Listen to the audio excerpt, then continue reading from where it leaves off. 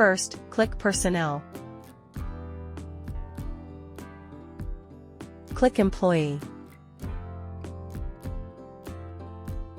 Click Employee. Click Add button. Key in Employee ID. Click Department. Select Employee Department. Key in first and last name. Click Area. Select Area.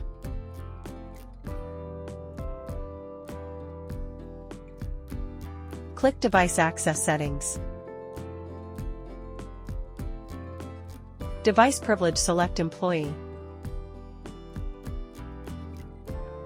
Then click Confirm.